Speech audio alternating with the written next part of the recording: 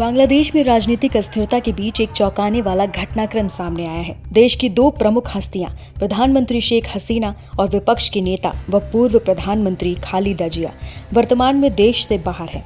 इस स्थिति ने राजनीतिक और सामाजिक हलकों में कई सवाल खड़े कर दिए हैं। दोनों प्रमुख नेताओं की गैर मौजूदगी ने बांग्लादेश की राजनीति में एक शून्य पैदा कर दिया है। यह स्थिति उन ताकतों को सक्रिय कर सकती है जो सत्ता परिवर्तन या अस्थिरता को बढ़ावा दे सकती है। बांग्लादेश की पूर्व प्रधानमंत्री खालिदा जिया मंगलवार को इलाज के लिए लंदन रवाना हो गए। बांग्लादेश नेशनलिस्ट पार्टी यानी कि बीएनपी का कहना है कि उनकी नेता की यात्रा मेडिकल कारणों से हो रही है और इसके राजनीतिक मायने नहीं निकाले जाएं। हालांकि राजनीतिक उथल-पुथल के दौर में जिया की विदेश यात्रा कई सवाल खड़ी करती है।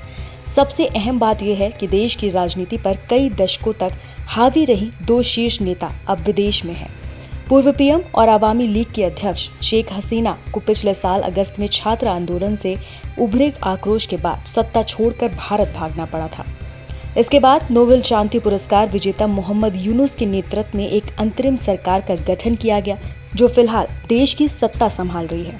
जिया को अपदस्थ प्रधानमंत्री शेख हसीना के शासन के दौरान भ्रष्टाचार के 2 मामलों के कारण 17 साल की जेल की सजा सुनाई गई थी।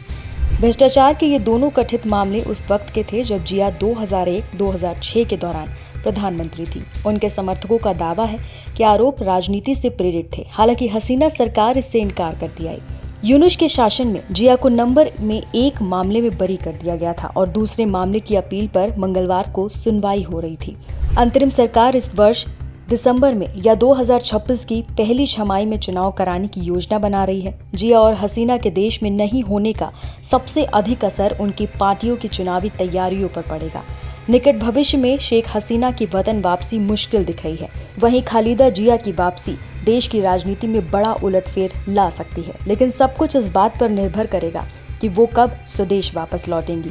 ऐसा माना जाता है कि यूनुस सरकार खालिदा जिया और उनकी पार्टी के प्रति नरम रुख अपना रही है।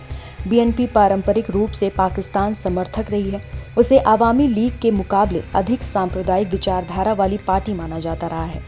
यूनुस सरकार भी इस्लामाबाद के साथ लगातार संबंध सुधारने में लगी हुई है। अंतरिम सरकार के वजूद में आने के बाद से देश में कट्टरवादी ताकतों को मजबूती मिली है। अल्पसंख्यक समुदायों और उनके धार्मिक स्थलों को निशाना बनाया जा रहा है। सरकार पर अल्पसंख्यकों के साथ भेदभाव बरतने के आरोप लग रहे हैं। क्या इस घोर सांप्रदायिक युग में पुरानी पार्टियां प्रासंगिक बन गई हैं? राजनीतिक रूप से संवेदनशील समय में 2 पूर्व पीएम का देश में नहीं होना क्या इस बात का संकेत है कि बांग्लादेश अब नए राजनीतिक युग में प्रवेश कर रहा है? पुरानी पार्टियों के लिए आने वाला दौर काफी चुनौतीपूर्ण साबित हो सकता है।